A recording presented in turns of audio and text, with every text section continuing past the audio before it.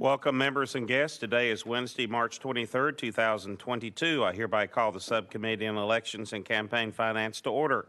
Madam Secretary, please call the roll. Representative Holsclaw. Representative Love. Representative Manis. Representative Shaw.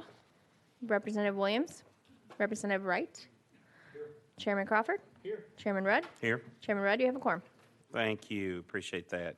Are there any personal orders before we begin from the members? Seeing none. Today we have 14 bills on the final calendar, and we will hear the special calendar following the final calendar. First item up on today, we got several that item number 1, HB 2489 by Dixie, has been rode to the hill. Item number 2, HB 2642 by Representative Powell, and he is in the room and at the podium. I believe you have an amendment. You have a code on that. I do, yes, Excuse me, sir. I have a motion and a second on the bill. I have a motion and second on the bill. I have a motion and second on the amendment. I have a motion second on the amendment. Thank you. Amendments 15017. That is what we have. Please tell us about your amendment. Sure. So I believe it rewrites the bill. it does. It rewrites the bill. It does two things. One is it makes a update to conform with the code on a bill that was passed dealing with campaign finance and acceptance of digital currency, to also clarify that also includes cryptocurrency. And then it adds some language about non-fungible tokens, which I know many campaigns across the country are now using for campaigns. It allows you to create those and distribute those through your campaign. Let's see, do we want to go ahead on 15017? We want to go ahead and put the amendment on the bill. We'll have motion second on the amendment. All those in favor of adding the amendment to the bill, say aye. Aye. Opposed, nay. Amendment is on the bill. Any further comments on the by the sponsor on the amended bill? If not, no. I just wanted to say to the committee, I think that's going to be. We'll all find that the use of non-fungible tokens, NFTs, are going to be very important for campaigns moving forward. This, as I said, also clarifies some of the language that we adopted when it comes to digital currency. But NFTs are, an example is you could create an NFT of, say, your campaign sign, and then be able to give that out to people who would either be volunteering, wanted to contribute to your campaign.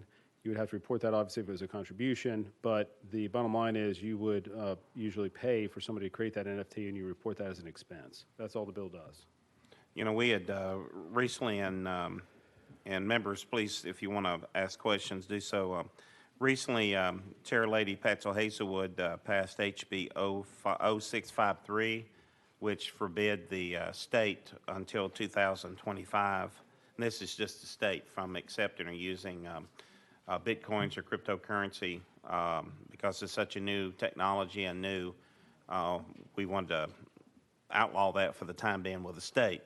But I've learned, and maybe you can explain to us a little bit more. I know there's online digital cryptocurrency and bitcoins, and all these can be traded and or invested in for more money than their original value. And some people accept them as currency, while most governments do not. It seems like it's somewhat of a concern, and you might want to explain the difference or how that works. Yeah, so currently you can actually accept Bitcoin for your campaign. That's already part of the code. This just clarifies and updates the title. You can accept it, and then once you go to use it, you have to then sell it and report that as if you made money from more than you reported, you report that as an expense. So that's already part of the statute. This just clarifies it. I'm not familiar with, I know Chair Lady Hazelwood, I think that's for local governments and state governments when it comes to the treasurer investing in those assets. So I think that's a much different issue. This is simply allowing, and again, this goes on every single day and will in other states and across the country, as people using NFTs for your campaign. I mean, it's going to be something you'll look back on and say, I think pretty much everybody, hopefully, next couple of years you choose to run again, you'll be using NFTs for your campaign. It's just another, just like a campaign button you might create or a yard sign, you're going to have an NFT. So, say a member of this committee, Ryan Williams, decides he wants to create an NFT. He runs for higher office. Yeah, sure. You know, his NFT might be worth more money if he becomes the vice president one day. Just like if you had a Barack Obama campaign sign or you had a George W. Bush campaign sign, that's worth more money on the open market. There's no difference. Well, aren't you somewhat, or what has concerned me is you could use campaign money today to create this and give it away, and then it could be immediately sold for more money. It's always a possibility. Well, I know that's not your intention because I've grown to know you here, that it could be even considered in some circles grow into something that could be used for ill-gotten gains or even money laundering. We got to be careful how we treat this, because it could be some bought knowing it's going to be sold on the open market for more money. Tomorrow it could be a way of using campaign funds to generate more money for family and friends. Yeah, so basically I don't see how it's money laundering at all, because if you accept, say, Bitcoin, you clearly have to define the value and report that. So you report the value, and then if you go to use it for your campaign, you have to sell it and report that money. So I don't see any way this is money laundering at all. I mean, this is, quite frankly, extremely something that's going to be extremely common. I think that, as you look at Bitcoin adoption, it's going to continue to be something that's done across this country, and NFTs are going to be a commonplace across all campaigns. Again, you could take and argue anything. If I had one of Harold Love's T-shirts, it looks really good, and it could go crazy on Instagram, and I could turn around and sell a Harold Love T-shirt for a profit. Keep loving the house. So I think you can make the same argument for any sort of campaign item. It's simply, this is just trying to update the code as it relates to digital currency, and then also provide a mechanism for the use of NFTs. Next up questions is Vice Chairman Wright. Thank you, Mr. Chairman. I just want to make an open, on-the-record comment that I'm relatively old school, and I represent relatively old school constituents. So when we talk in dollars and cents that's invested in political campaigns, I guess I have to go along with those old school folks and say I need to be able to talk in dollars and cents about what's been received and what's been spent and how that is denominated in dollars, which people understand, as opposed to something which could be an investment and its value goes up and I got more money to spend in the campaign, or it could be something that goes down in value and I have less money to spend in a campaign, when really what our campaign expense account is built around how much money does a person have to spend at buying signs and advertisements. I just do that for the purpose of saying why my vote will be a no. Okay. If I could, Mr. Chairman. Yes. So when you go to basically use cash in your Bitcoin, if you will, for using it for your campaign, that's all reported in dollars and cents. So that still is applicable. I also know you have a lot of young folks in your district, and you got a lot of old people that are using cryptocurrency. But one thing is, this is going to continue to be something that's going to, I think, especially with NFTs, be a very prominent thing within campaigns, and people want to use them. It creates a lot of excitement. Matter of fact, it was just announced Bonnaroo is actually creating their own NFT. So, I understand there's maybe some legislation out there to take a step back, but this is very prominent within the business community. Multiple businesses. You've got millions and millions of dollars in the economy that's invested in this. And this is simply a way for people to take this next step in your campaign and use these for campaign purposes, which is all going to become all too commonplace. Representative Love, you're next. Thank you, Mr. Chairman. And Representative Powell, you gave an example earlier. Could you walk us through this again, how it would work? Maybe not with my T-shirt, since my colleagues here didn't get one from me. But how it would work if a campaign would create that non-fungible token and then give it away to campaign supporters or campaign workers. Sure. So let's say you were having a campaign, you wanted to create a non-fungible token campaign sign. So you created a non-fungible campaign sign. Then you had 50 volunteers that came into your office and wanted to make phone calls. As part of a, incentive to reward those volunteers for making phone calls, you could transfer to them a non-fungible token. You would pay for the cost of whoever designed that non-fungible token and report that fee. You might hire a firm, they might charge you $50, they might charge you $1,000. And then those people have that non-fungible token for making those phone calls. It's simply how it works. Not a very complicated process. And in the same, thank you, Mr. And in the same regard, if you gave them a campaign sign for making those phone calls, they could go if they wanted to and sell the sign if they wanted to. In today's economy, they could sell that sign, that T-shirt, that button, if they wanted to, Right. and it would not revert to your campaign fund. It would be that they would then gain some monetary value from that. In the same way, if they want to sell that non-fungible token, the money would not come back to your campaign. It would go to that person, correct?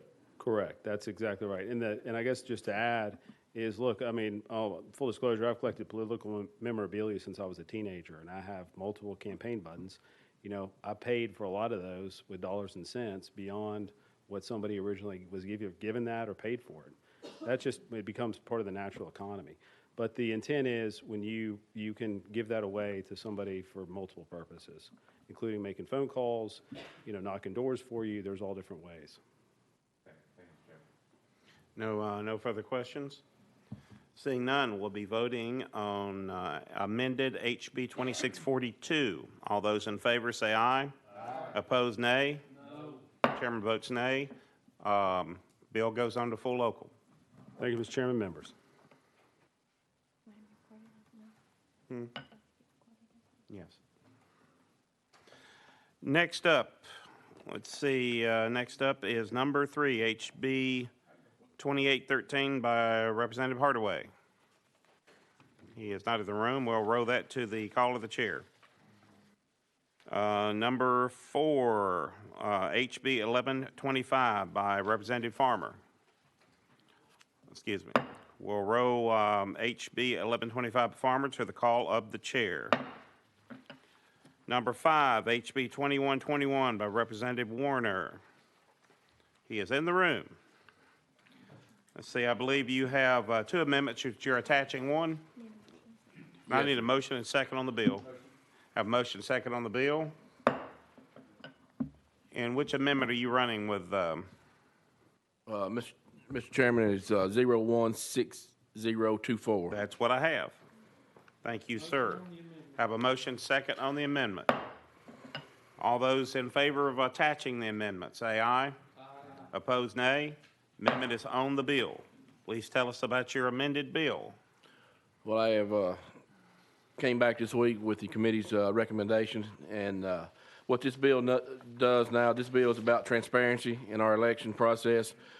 We've had a couple of elections recently that have people concerned about the election process, and that is not where we want to be as a state. This bill ensures that if Tennesseans enter into an agreement to help with voter roll list maintenance, whether that be through an interstate compact or a contract with a private entity, that the process would be transparent. It's a short bill, just 2 sentences, but the sunshine it provides to the election process will be comfort for those concerned. Additionally, it will likely protect Tennessee from liability. Colorado, Alaska, D.C., and Louisiana are all being sued for entering into contracts that prevent documents related to list maintenance from being subject to open records laws in violation of Section 8 of the National Voter Registration Act. Thank you, Mr. Chairman. I believe first of all, I want to thank the sponsor for working with the committee to get the bill in the right position from last week. I believe it's there. Are there any questions on the amended bill? Thank you, Mr. Chairman. Representative Shaw. Thank you, Mr. Sponsor. I think maybe I asked you this last week, but now the state presently is not in any contract with any such people that you're trying to protect them from today. Would that be a fair statement? Yes, sir. So do you foresee them entering into? That would totally be up to the state. What this bill does, it's trying to prevent them from entering into contracts with certain companies that are not transparent. That's all this bill does. But Go ahead.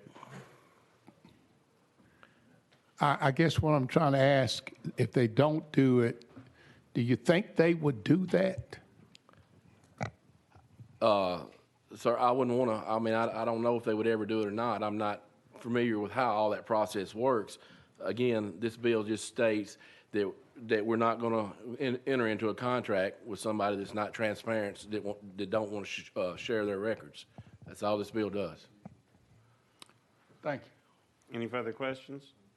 Seeing none, we will be voting on HB 2121 as amended. All those in favor say aye. Aye. Opposed, nay. No. Ayes have it. It goes on to full local. Thank you, Mr. Chairman, committee. Let's see, we'll go back to item number 3, HB 2813 by Representative Hardaway. I believe he was in the room now. Oh, there he is. Here, I have a motion and a second on HB 2813. Thank you, And I Chairman. believe you have an amendment. Yes, sir. What amendment are you wanting to run with the bill, sir?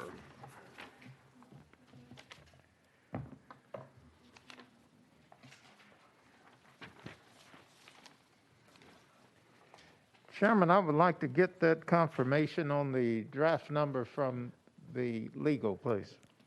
Well, I have, we can go out of session legal. I have legal can correct me. I have 0165, I have, excuse me, 016058. That is correct. That's correct, sir. All And, right. excuse me. The amendment, I Ms. have a motion second on the amendment. Got a motion second on the amendment. All right. Tell us about your amendment.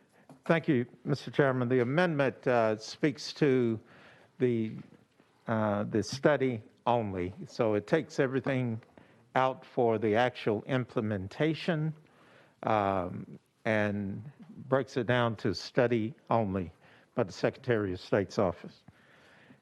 And, Mr. Chairman, I also have witnesses who are here to be heard if the committee sees fit. And I'd like to, at some point, We pending any can, before questions, we to go out to of the- session, hear from your four witnesses. Could you tell us what the study is about? Yes, sir. The study is to determine whether student IDs in particular would be sufficient for voter IDs. The Secretary of State was studied to see how student IDs are actually manufactured, what the impact is in terms of voter fraud or any other issues with having student IDs as voting IDs. All right. Any questions? We also have an amendment that we need to attach before we go out of session. Any objections to attaching the amendment? Seeing none, we're voting on the amendment 016058 attached to the bill. All those in favor say aye. Aye. Opposed, nay. It goes on the bill. We can now, are there any questions before we go out of session? Seeing none, we will go out of session to hear testimony. We have on schedule here, we have Jack Siegenthaler, we have Jared Harper, Justin Jones, and Connor Ostro. Apologize if I've mispronounced those. And please press the buttons when you come to the table. Make sure the red light's on and introduce yourselves and who you're with. And you have 3 minutes each. Then we'll open up to questions. Members of the committee, my name is Jack Siegenthaler. I'm the policy strategist at the American Civil Liberties Union of Tennessee. I'm here to speak in support of HB 2813. Voting is a fundamental right, not a privilege. And by preventing college students from using their student IDs at the polls, current Tennessee law places unnecessary restrictions, and we believe a study bear that out, unnecessary restrictions on their right to vote. Current law is a solution in search of a problem. There's no evidence that passing a bill requiring the permission of student IDs at the polls would increase voter fraud in Tennessee. We believe a study would show that allowing student IDs at the polls only would make it easier for Tennessee's young people to participate in their democracy. ACLU Tennessee believes in the importance of free, fair, and secure elections. But studies show stricter voter ID requirements do not correlate with less voter fraud, especially with respect to student IDs. Of the 8 states bordering Tennessee, Missouri, Arkansas, Georgia, Alabama, Mississippi, Kentucky, Virginia, and North Carolina, those 8 states, none of them have a strict voter ID requirement that prohibits the use of any student voter IDs. None of them. And none of these states are reporting voter IDs using, voter fraud, using college IDs. It's just not happening. So that means all current law does is restrict the right of young people to vote in Tennessee. It's already harder for college students to obtain the ID necessary to vote. Representative on this committee raised a point a couple weeks ago on a bill handling student voter IDs. Only 40% of 18-year-olds have a driver's license. So college students are less likely to have the identification necessary to cast a ballot. Moreover, this law is arbitrary. If you're faculty at, say, Tennessee State University, you can use your employee ID to cast a ballot, but a student ID printed by the same machine from the same institution would be prohibited for use at the polls. So all this is to say that current Tennessee law is a solution in search of a problem. It restricts the right of young people to participate in their democracy, and we believe a study would demonstrate clearly that this isn't about increasing the risk of voter fraud. This is about easing the path to the ballot box for young people. So we ask you to support HB 2813. Thank you. Next.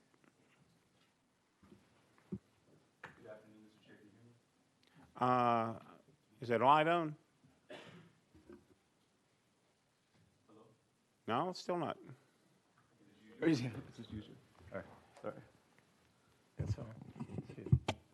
Oh, it's on. All righty. All right. Good afternoon, Mr. Chair, members of the committee. My name is Justin Jones. Oh, you just weren't close enough. I wasn't close enough. Okay. Yeah.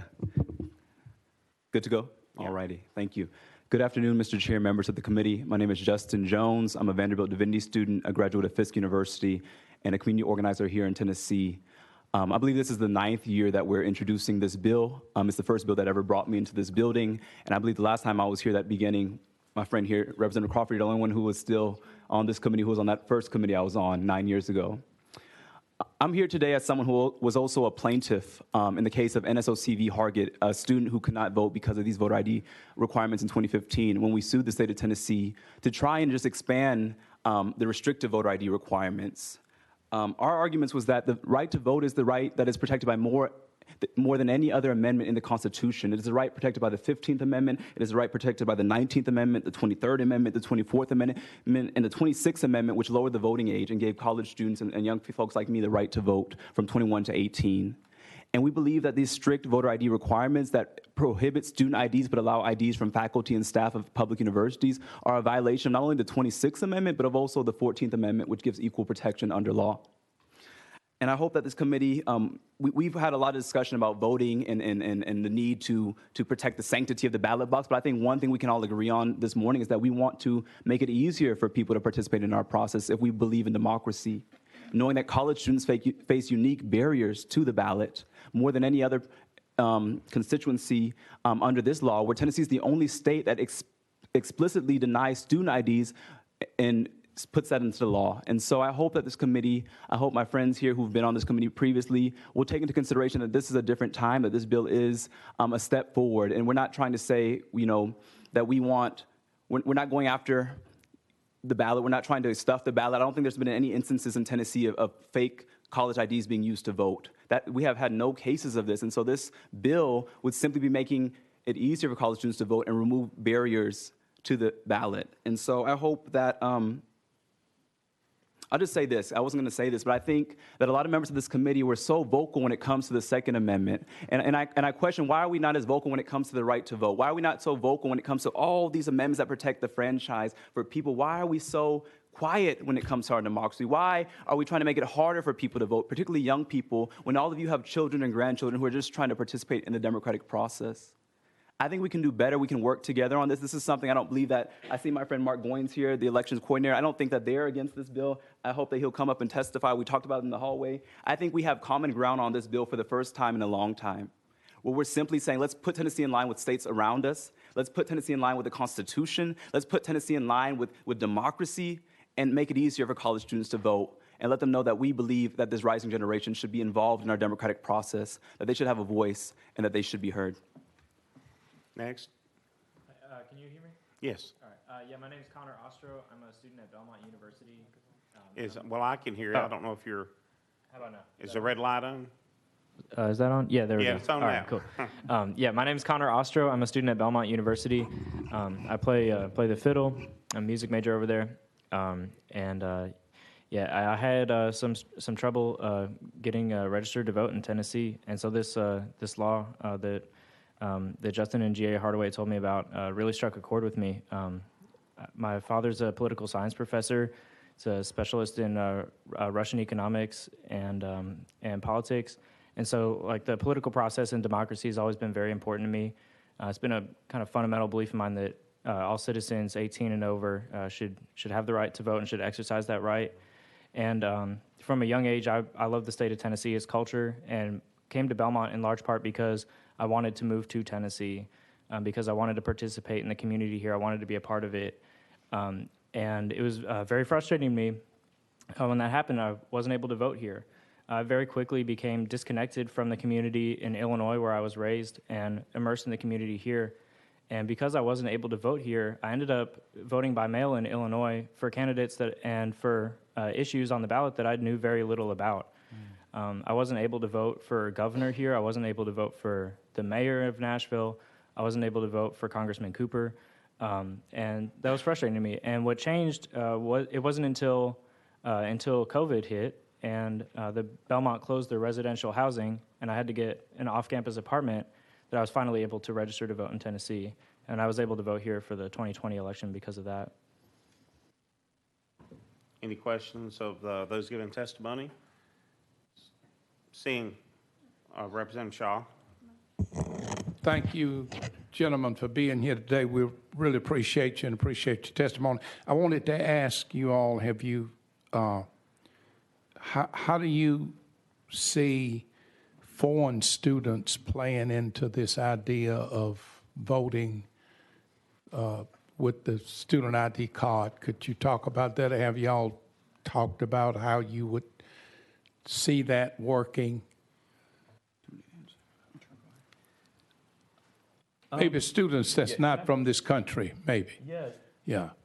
So in order to vote, all we're trying to do is expand the identification used. It will still be the same requirements to vote. You would still have to get this Tennessee voter ID card. You would have to register with the Department of Elections. And so I don't think that that would be an issue of foreign students registering to vote. All we're trying to do is expand the IDs that can be accepted. So the laws that exist would continue. We're just trying to say, let's add this ID that was existing before 2012 and that wasn't changed until 2012 to prohibit explicitly student IDs. And so I don't think that would factor into or to be an issue.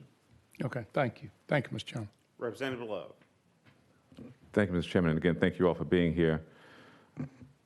Could you go over again the point you made about the same machine producing IDs for faculty and students and the validity of that?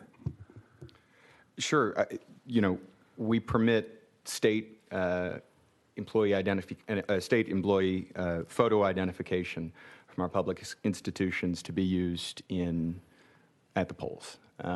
Student IDs could be printed from the exact same machine with a photo identification on the front, and those would not be permitted for use at the polls. That doesn't make a lot of sense to us, particularly because all these other states around us have been able to figure out how to do this in a way that validates student voter identification. Why can't we? Why can't we figure that out as well here in Tennessee and just make it a little bit easier for young people to get to the polls? Okay, thank you. Chairman Crawford. Thank you, Mr. Chairman. I've got one question, and that would be, you keep saying the states around us are allowing this to happen or whatever, but are any of those states rated as high as Tennessee is on election integrity? We're third in the country.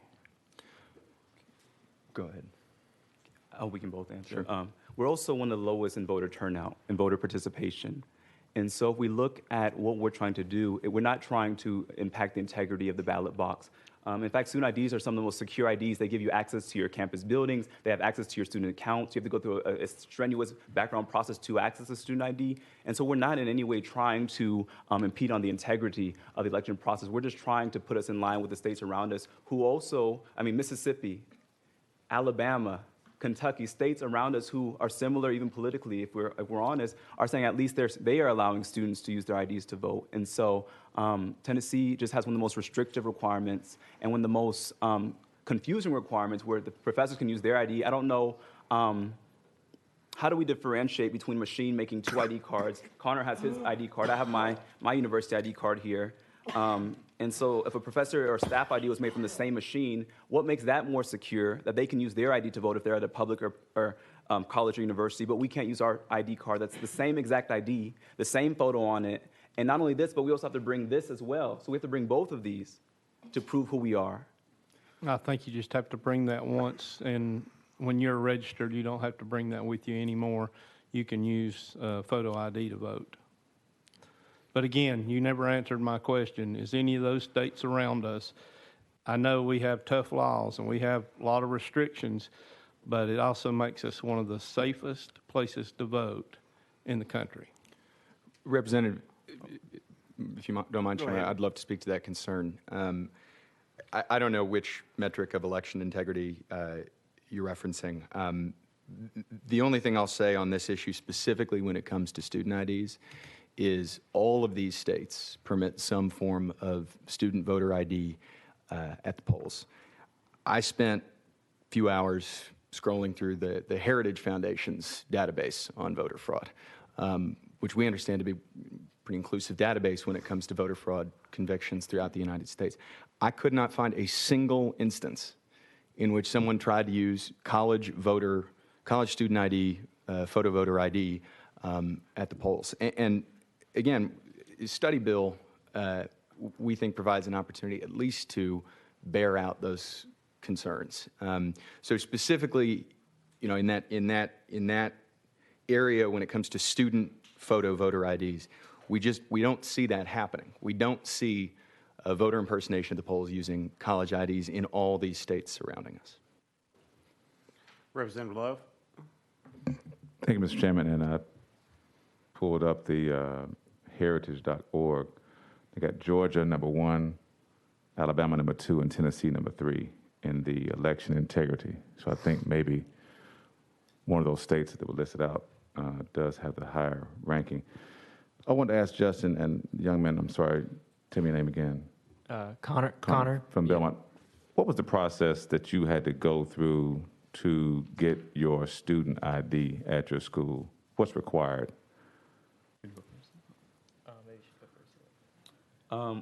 Both when I was at Vanderbilt and Fisk, you have to go through a process where you have to provide your social security card information, you have to provide your birth certificate, even all these official documents to prove who you say you are, even to get FAFSA, things like that. And so you have to prove your identification, go through a very rigorous process to go to the security office, make sure it's you. They verify that on their paperwork that this is you, this is the photo, okay, it matches in our system. You have to bring your ID, whether it's from the state where you originated from or if it's a passport, which a lot of us did not have. And so it was a very strenuous process to get a student ID card. Because again, these cards access buildings, they access your student account, they access the library, they access, all these very secure things that are important for our university and institutions. This card has access to that, so they want to make sure that these cards are secure and they have integrity, as my friend Crawford said. Yeah, it's a similar process at Belmont. They take down pretty much all possible information about you, Social Security information, your FAFSA bank accounts and things like that, ID cards from previous states, and then similar to with Justin's experience at Fisk and Vanderbilt, like the Belmont ID gets you into the buildings on campus, and they can restrict which buildings you can get into at what times. It allows you access to Nashville's public transit, and it allows you to purchase meals at local businesses and things like that. So it's a very secure card, and it's not just the university that accepts it; it's also local businesses and the local government. All right, thank you, Mr. Chairman. Any further questions? If not, we'll go back into session. Want to thank is there a fourth, or is just these three? Okay, thank you for your testimony. We'll go back into session. We're now back on the amended bill. Is there any questions on the bill? Seeing Vice Chairman Wright. Thank you, Mr. Chairman. I appreciate the testimony that's been given. The question that I had of the amended bill would be, is there a physical note? And I believe the answer to that is 0. And the basis for getting to a 0 physical note was obtained how? Thank you, Representative Mr. Hardaway. Chairman, and thank you, Vice Chair, for the question.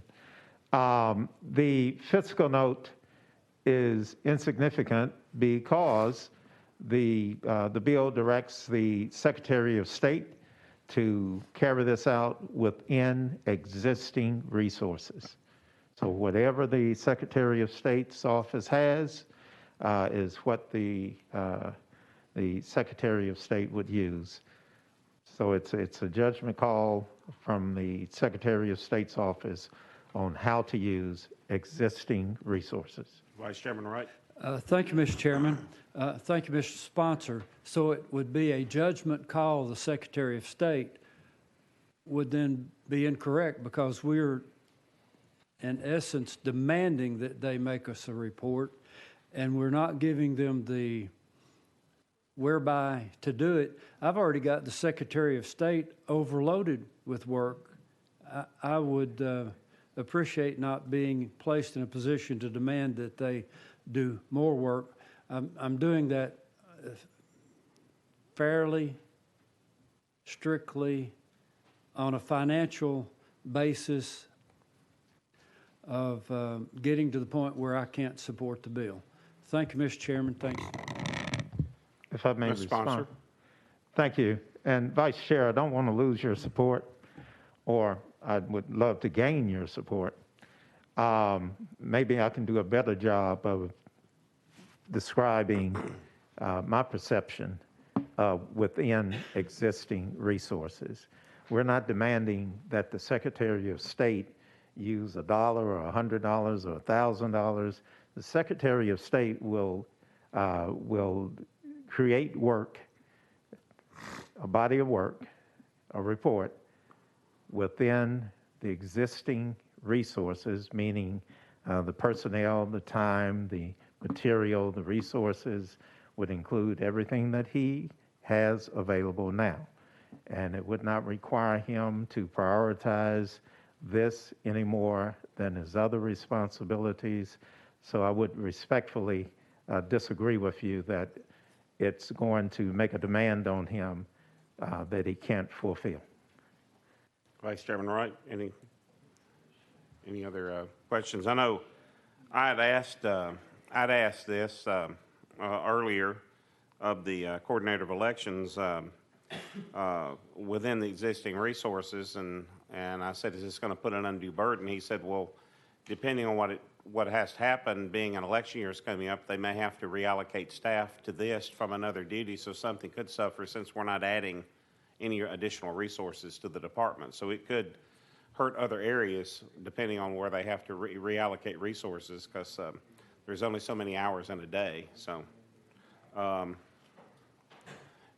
Mr. Sponsor.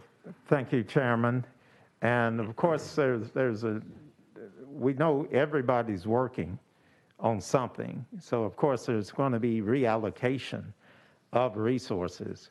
But the question is whether that's possible, whether it's reasonable, within the office of the Secretary of State.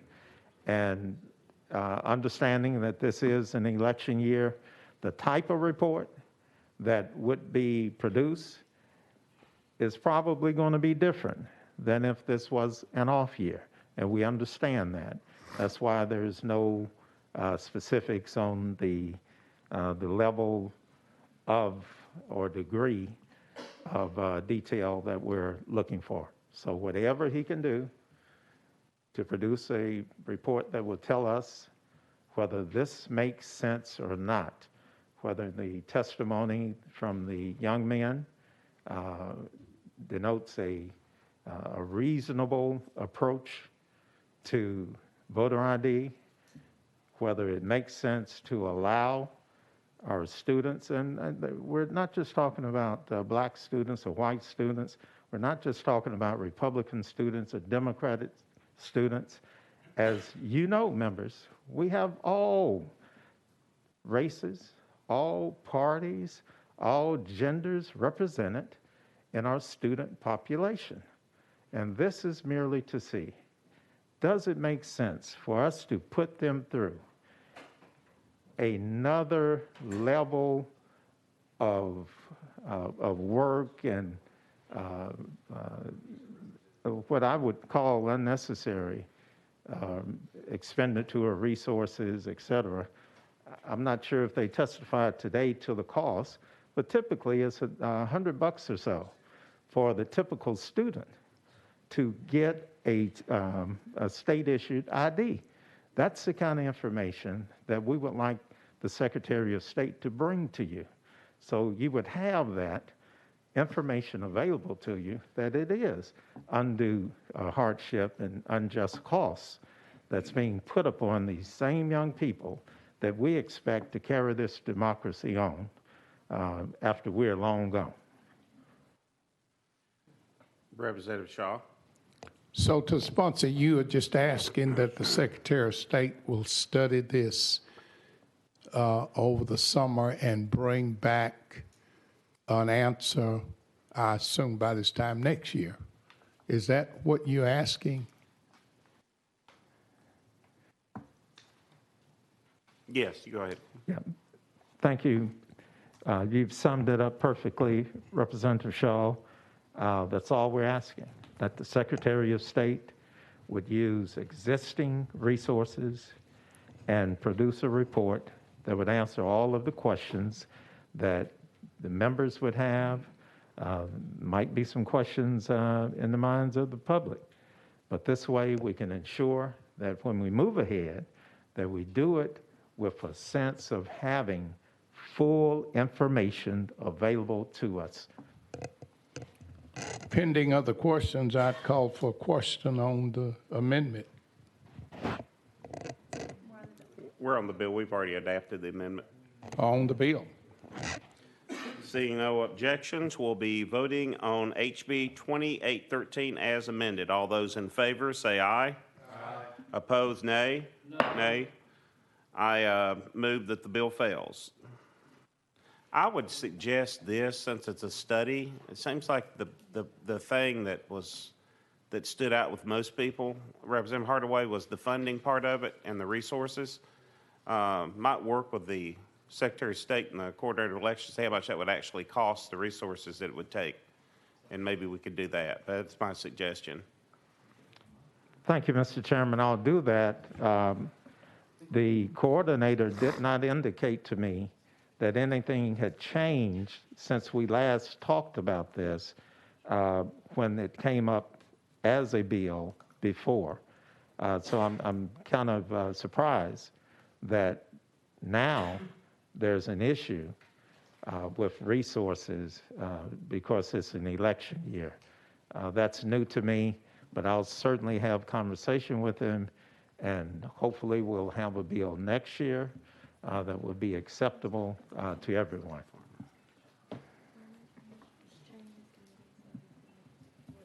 Okay. Yes. If the language in the amendment was changed from shall to may, would that help any?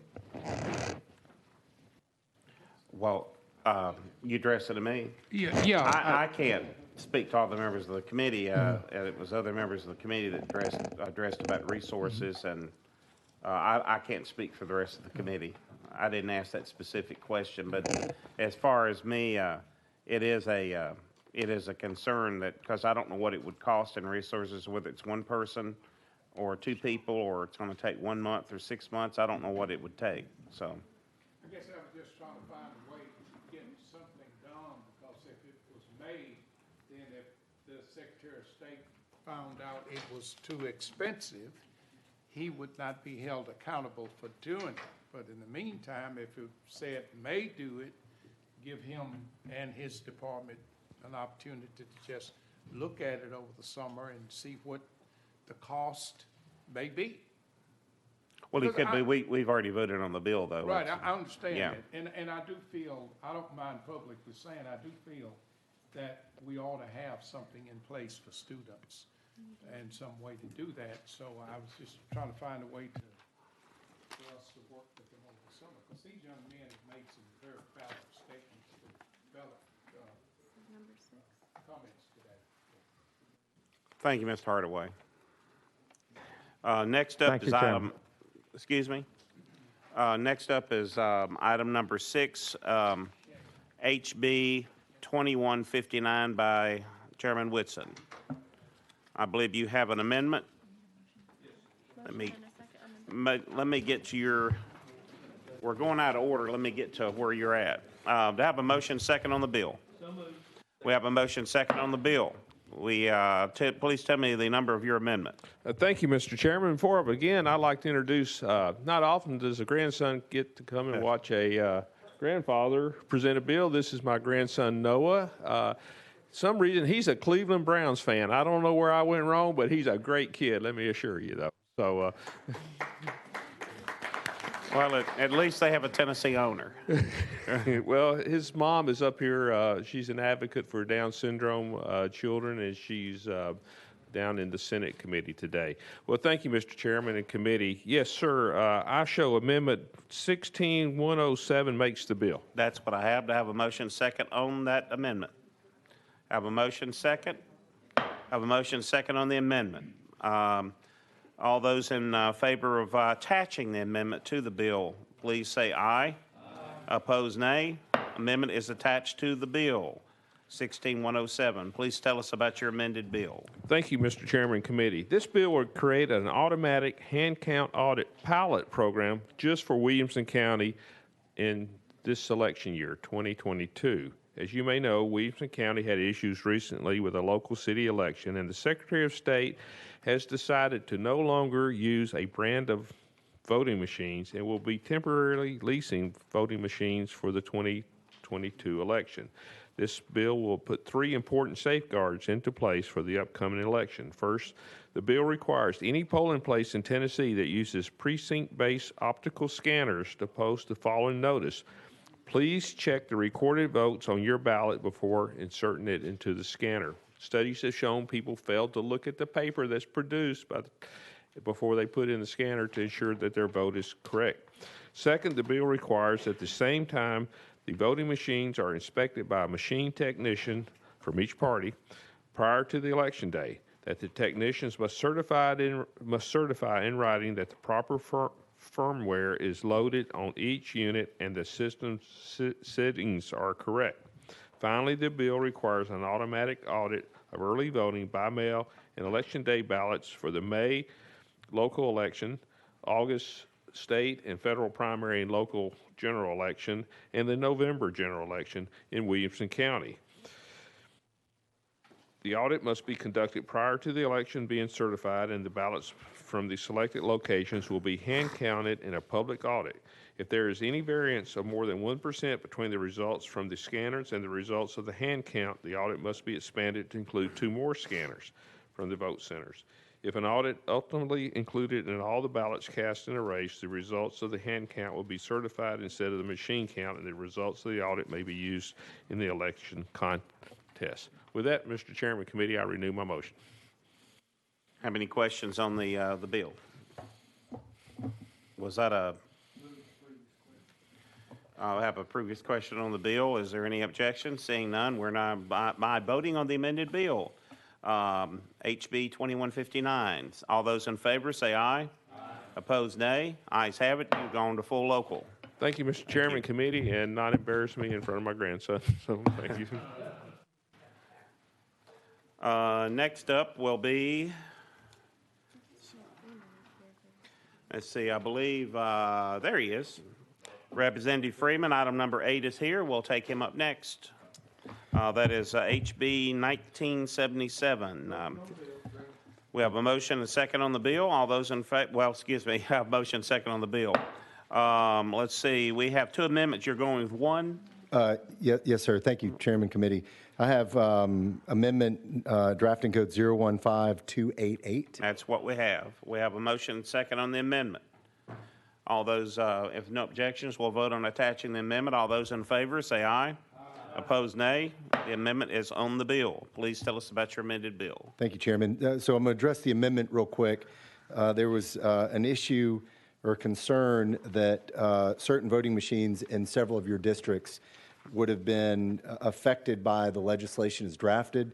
This amendment was put on after working with several of those voting machine companies to ensure that it in fact did not affect them.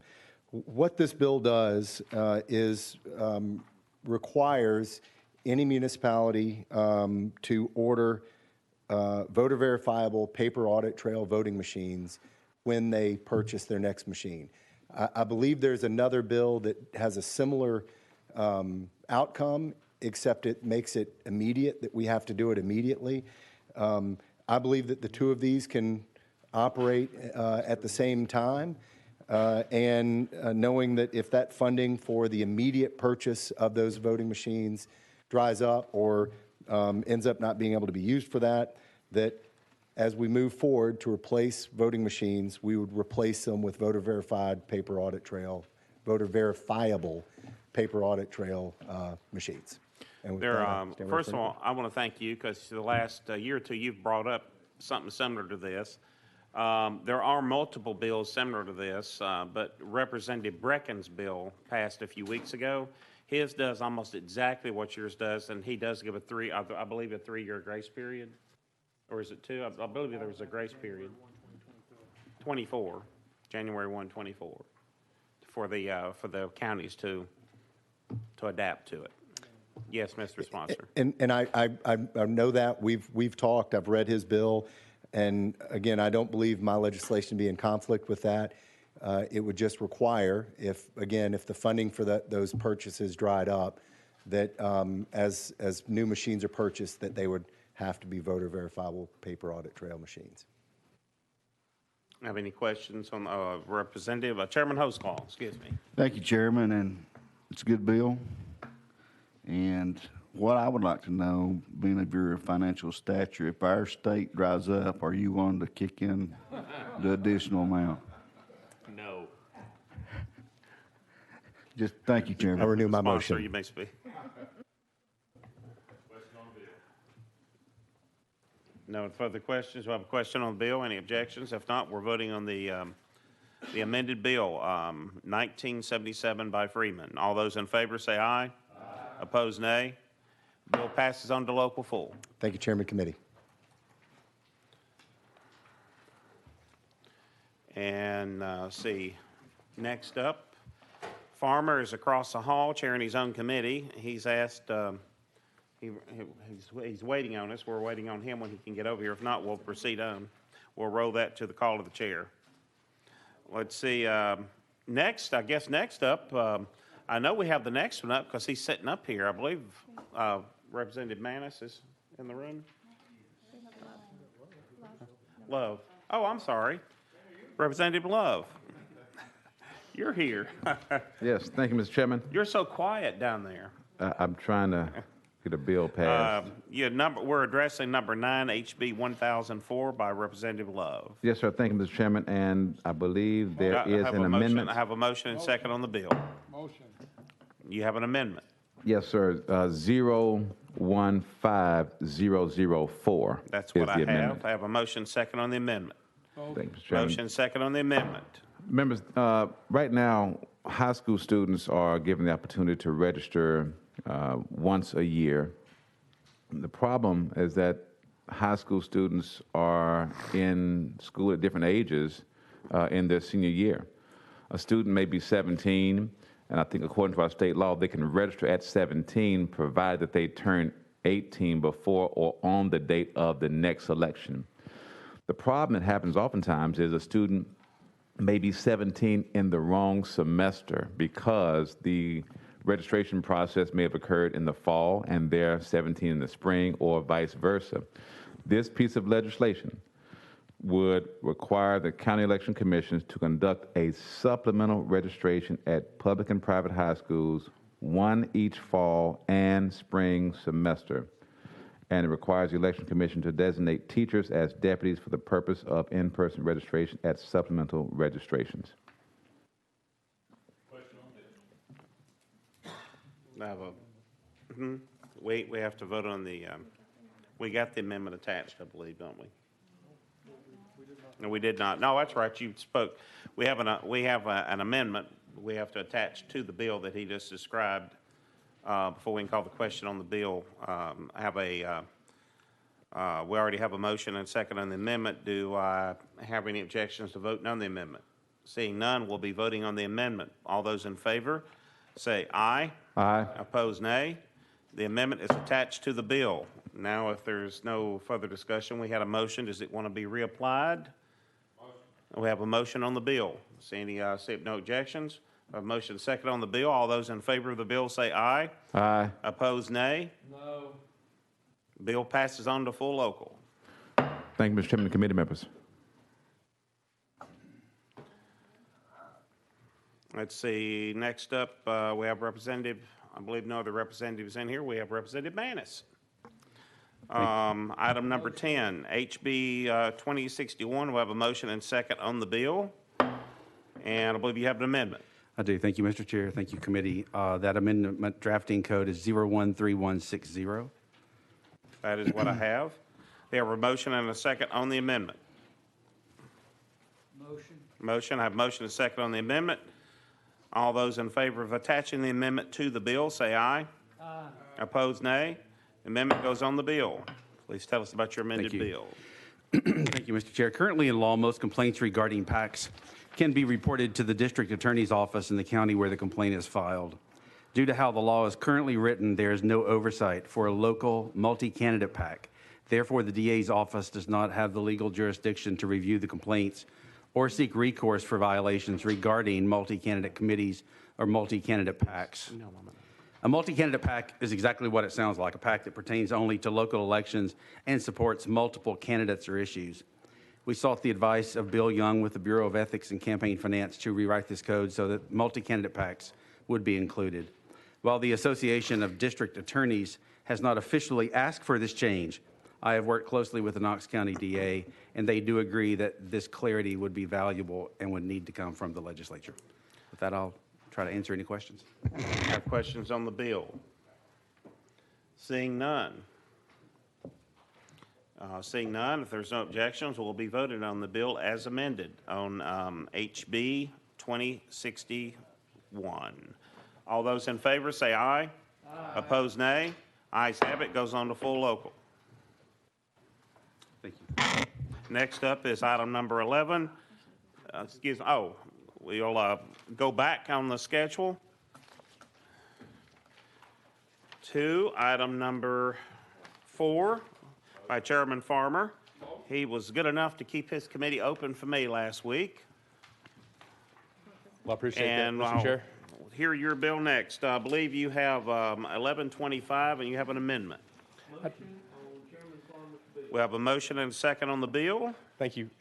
And we have an amendment. Please tell us your amendment number. Yeah, I believe it's 15980. Does that sound right? That's what I have. We have a motion second on the amendment. All those in favor of attaching the amendment say aye. Aye. Opposed, nay. The amendment is on the bill. Please tell us your amended bill. Thank you, Mr. Chair and members.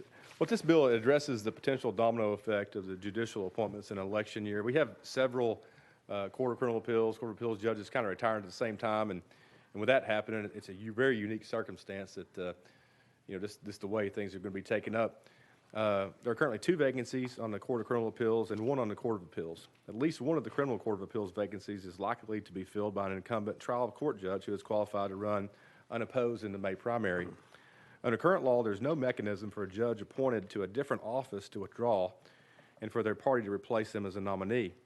Section 2 of this bill adds appointment to different office as reason to withdraw and be replaced under the existing procedures in 2-13204, Tennessee Code Annotated. Other reasons include death, military call-up, disability, change of residence for a job-related reason, or declaration of ineligibility or disqualification by a court. A replacement nominee would need to be named by noon on the 55th day before the August election. If an incumbent trial court judge were named to an appellate seat, there is also potential for that party would need to replace their nominee for trial court seat. Section 2 would also cover this scenario. Finally, there may be a need for additional candidates if a nominee to the trial court seat was a candidate for a judgeship at a county level, general sessions, juvenile court, etc. In counties where there's a primary, the party could replace a nominee if they were nominated for a different judicial office under Section 2 as well. In the counties where there's no primary, if no candidates were left in office after only qualified candidates were nominated to another office, additional candidates could qualify until the 55th day before the election under Section 1. So this covers a lot, I know, members, and I hate to, usually I don't read my bullet points and try to get it right, but this is important. This is something we need to get in place. We need this mechanism and this procedure because we do have a really unique situation coming up. So with that, I'd be happy to take any questions or confuse you all even more. I've read. I didn't do that. I've read the bill thoroughly and went over it, and it Thank you, sir. is a good bill. Thank It's you, needed. It fills a void in the system right now. Any questions on the bill? Seeing none, do I hear any objections to calling the question? Seeing none, we'll be voting on the bill as amended. HB 1125. All those in favor say aye. Aye. Opposed, nay. Bill passes on to full local. Thank you, members, and Mr. Chairman, thank you for being so kind today. Let's see. Next, we'll go to Representative Manis. I believe you have one more. Oh, okay. Excuse me. Give me a second to get back in this paper shuffling. We're so out of order. We're just going to roll him to the heel. We're just going to say that the number's not on yours. Okay. Representative Manis's HB 2064 is Road to the Hill of today's calendar, or the final calendar. And now I'm going to pass the gavel to Chairman Crawford so he can take over. I have a couple of bills to present.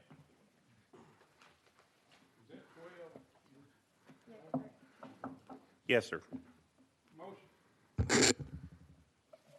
Chairman Williams, you're recognized. Thank you, Chairman Crawford. I just had a quick question. Is the posture of the committee to, if we're able to do the people's work through the committee today, that this committee would close or today? If so, rolling one to the hill, I'm just trying to...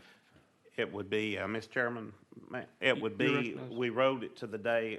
If we can finish everything, we'll finish it today. Okay. If we wrote it to the final calendar of the Hill, then it would be at the bottom of today's calendar, and we didn't get to the bottom of today's calendar, it would be next week. Thank you very much.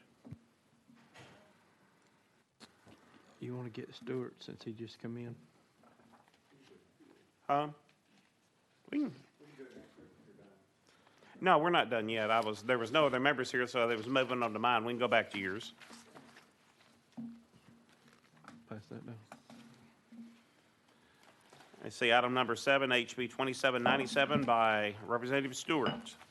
And I believe you have amendments. I have a motion, second on the bill.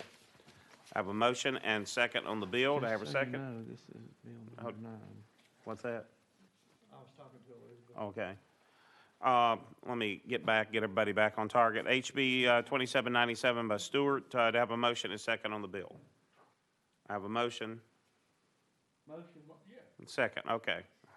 Silence is, I'm not a mind reader. We have a motion, second on the bill. And please tell us about your amendment or amendments. Language of the bill. I'm sorry, what'd you say? The amendment is what accomplishes the task of the bill, and it deletes all the language. Which and amendment creates you the want? bill. I'm sorry, this is amendment drafting code 015446. Okay, that's what we have. All right, do I have a motion and a second on the amendment? Have a motion second on the amendment. Any objections to attaching the amendment? Seeing none, all those in favor of attaching 015446 to the bill, say aye. Opposed, nay. Amendment goes on the bill. Tell us about your amended bill. Okay, here's how the bill works. What it does, it solves this problem where we had somebody in Memphis file to get their voting rights back. They had a felony. They lost their voting rights. They thought they were done. They went and they got the proper certificate from the authorities to get their voting rights back, went and filed, and then it turned out they were still on probation, and so they weren't supposed to be able to get their voting rights back. They ended up getting prosecuted for this, and I'm not sure how that all happened, but the bottom line is they got prosecuted, and some of you may have read, prosecuted for the idea that they had submitted this form to get their voting rights back improperly, illegally, because they hadn't gotten them back, because you can't get your voting rights back if you're still on probation. Here's the long and the short of it. It turned out it was an administrative error. The person who signed the certificate saying this person was ready to get their voting rights back made an error, didn't do a full investigation. That was revealed in an email, and a judge has ordered a new trial because of that. So by all accounts, what happened is you had an official error.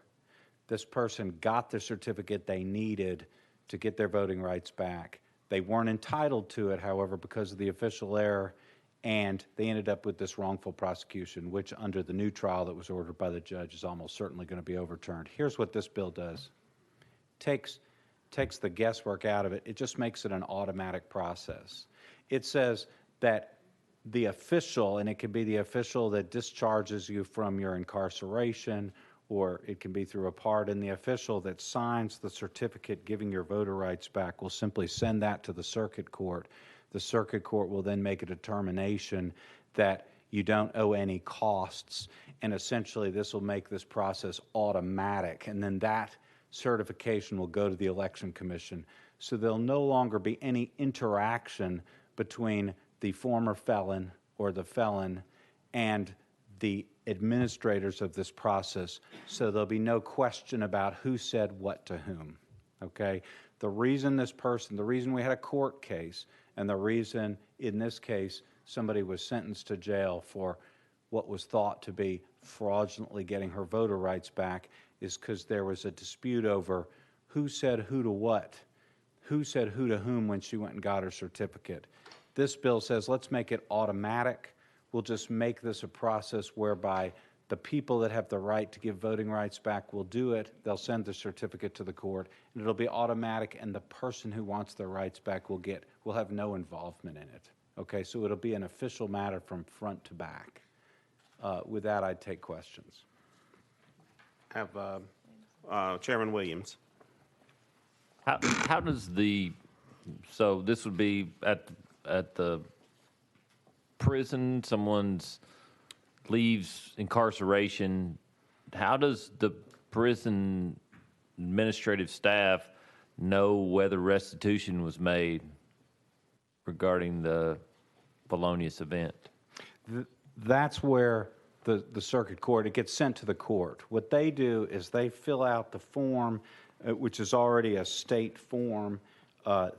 They fill out the certificate of final discharge, and there's already a process whereby they're supposed to do that. In other words, the process where these people fill out this form and give it to you and say you're ready to go is unchanged by this provision. What this would say, though, is instead of the convicted person going around getting the form, having an interaction with the people at the jail, this would all be done automatically. They would simply send it straight to the court that would know about restitution, that would know about payment of court costs, and thus it would all be an automatic process. There wouldn't be any conversation that would be had. Does that make sense? Chairman Williams. Thank you for the answer. I guess, so under your example, someone would have to be a registered voter prior to the commitment of a crime, adjudication of, and sentencing period. And then if that person were a voter prior to that whole process, then only those people would benefit from this. You're not registering people as they leave. No, nobody, no new person. This doesn't make anybody a registered voter. This doesn't create a registration process. What it simply says is you're not going to have a situation where this person's going to go and have a conversation with somebody at the authority about their certificate. It's all going to be done on in an administrative way, which is the way it's supposed to be done now. None of this would have happened in this case, except for the fact that there was a mistake made at the jail, and this certificate of discharge was granted improperly. The judge just found that out, and the judge has ordered a new trial. And the point is, we don't need to have a situation where you have some sort of proceeding where you have a discussion between the probation folks and the prisoner. All the information is there for them to fill out the certificate. They just need to do it automatically, send it to the court. If the person hasn't paid their restitution, or if the person still owes court costs, then they can't get their voting rights back because the law says otherwise. But there's no reason to have this be anything other than an automatic process. Now, they still have to go and go back to the election commission then and get registered if that's what they want to do. But to your point originally, Chairman, if they haven't paid their restitution, then the process blocks them that we're talking about here. It would just be automatic. If you haven't done what you're supposed to do, you don't get your voting rights back, and that's as it should be, of course. Let's see, Representative Williams, you're fine? Fine.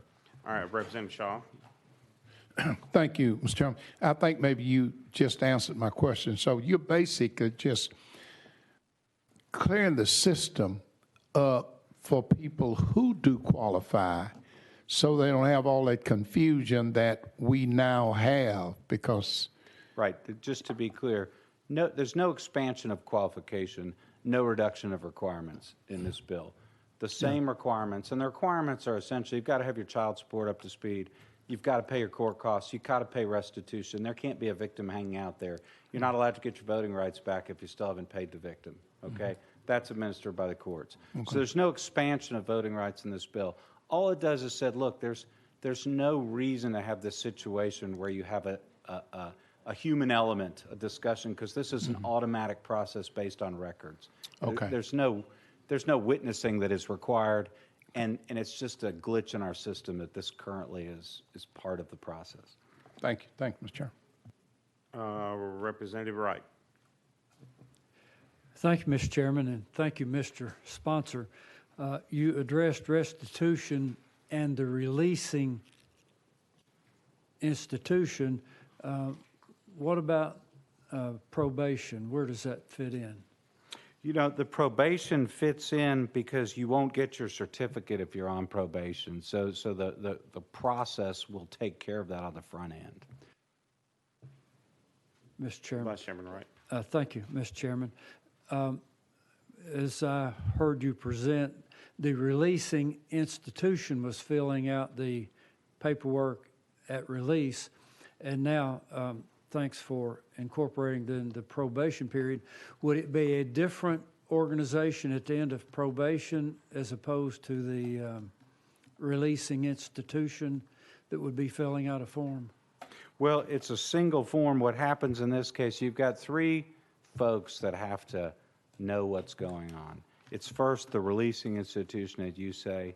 It's then the court, which is going to be supervising the released person, and then it's going to be the election commission. Because, of course, there are other reasons that you may not be able to get your voting rights. You may not be a citizen in this area or what have you.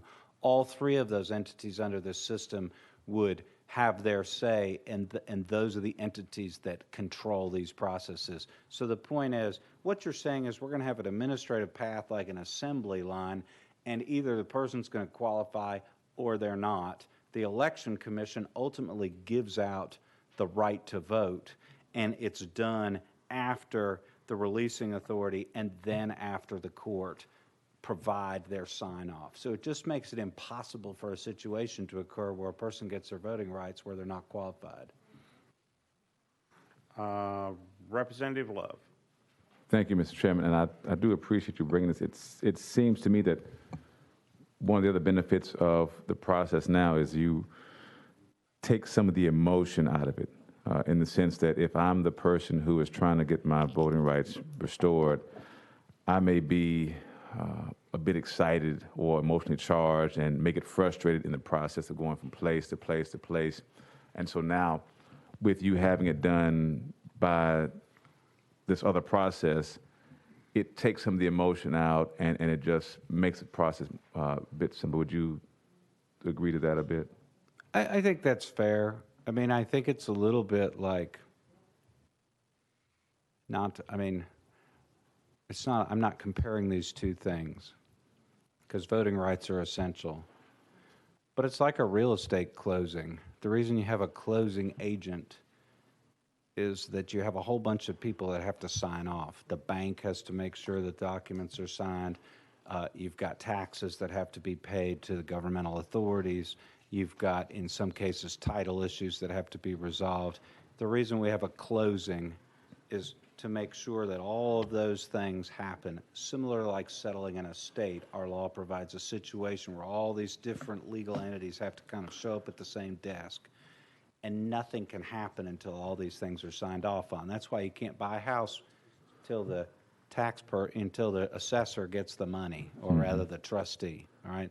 That's what this does. It says instead of a situation where there's any guesswork or you have a personal interaction, that's not needed. This is an automatic system based on records. This just makes it automatic. It takes out any sort of judgment or interaction between human beings, which is not necessary, any more than it's necessary when you buy a piece of real estate to have a personal interaction with the trustee. We've got it all set up so it's done automatically. So I view this as creating like a checklist. And you either have the checks or you don't. If you don't have the checks, you can't vote. If you do, you can, if you seek that out. Sure. Thank you.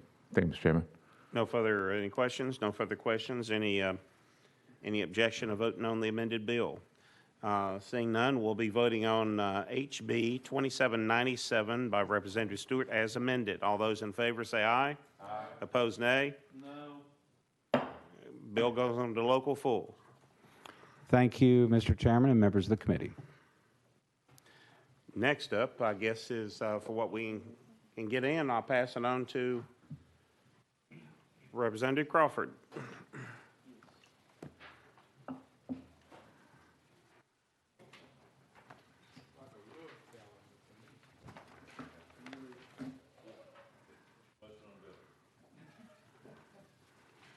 Did you say we need to adjourn? Let me get my act together here, get on the right page. Number 12.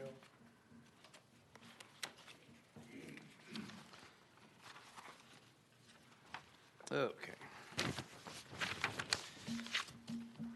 House Bill 2336 by Chairman Rudd.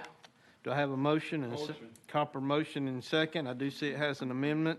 Can I have your drafting code? 14862. That is correct. Do I have a motion on the amendment? Motion. Proper motion and second on the amendment. We'll go ahead and put the amendment on and discuss the bill. All in favor of amendment number 14862 going on the bill, say aye. Aye. Opposed, no. The bill is now amended. You're recognized on your bill HB 2336, Chairman. Thank you, Mr. Chairman.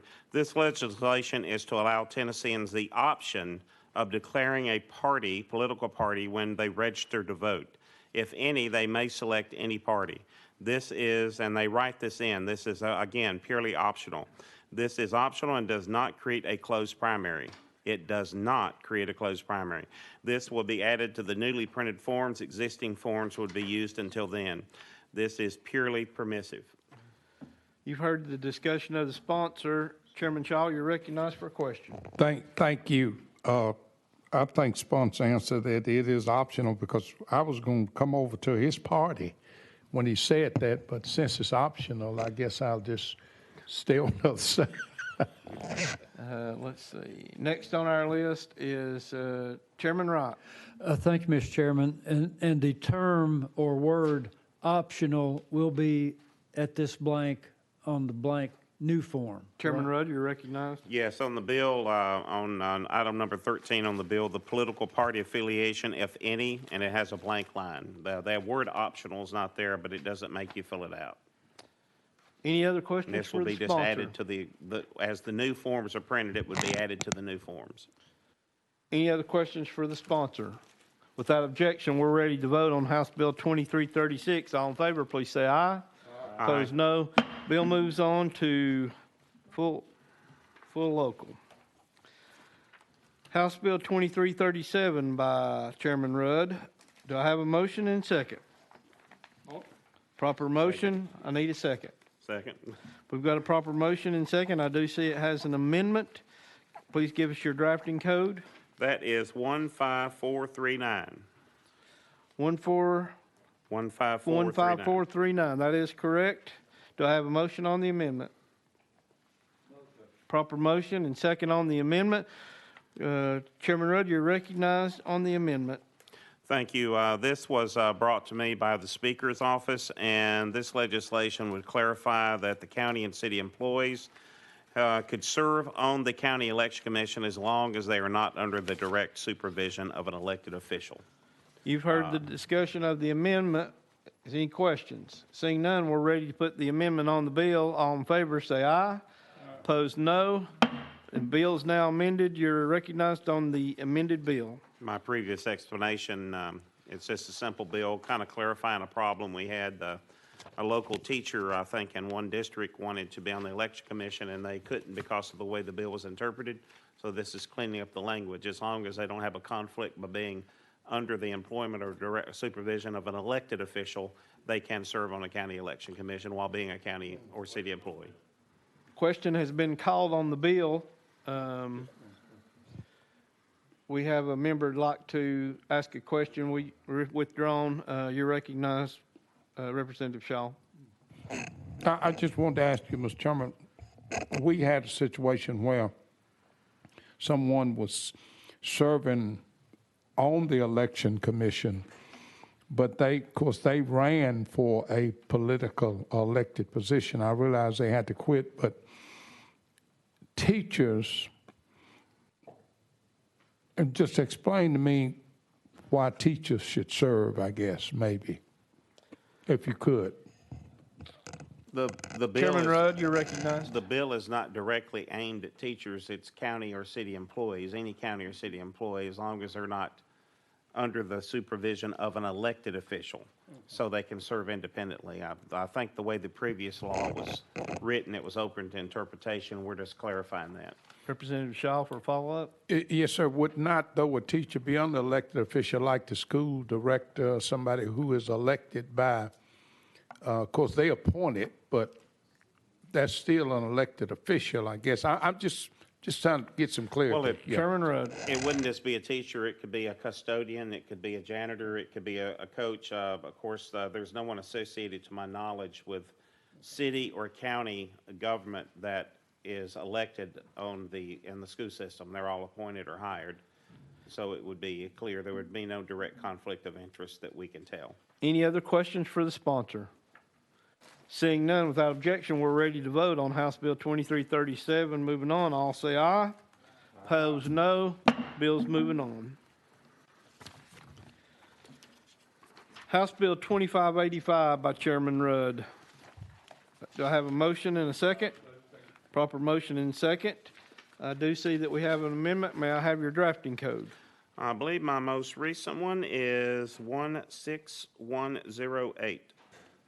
16108. That is correct. All in favor of putting the amendment on the bill, say aye. Opposed, no. The amendment's now on the bill. Chairman Rudd, you're recognized on the amended bill, House Bill 2585. This is brought to me by the Secretary of State's office. This is to create an audit of the random. It's what I would call, we have a thorough audit and what I call a softer audit, where we can go and check and then spot check certain precincts after the August and November elections, and that's what this bill would do to increase voter integrity and monitor the election systems, and that's what the bill does. Any questions for the sponsor? You've heard the explanation. We're ready to vote on House Bill 2585. Moving on, please say aye. Opposed, no. Bill moves on to full committee. Did we? At this time, I will pass the gavel back to Chairman Rudd. We're about out of time, so. 1 and 11 left, and you have 2 minutes. We are out of time. We have number 1, number 11, and the special calendar left. And they have been rode to the hill, so I would, unless there's any objections, I would vote, I would move that we entertain a motion to adjourn for today and hear the rest of the bills next week. So moved. Thank you. We are adjourned till next week.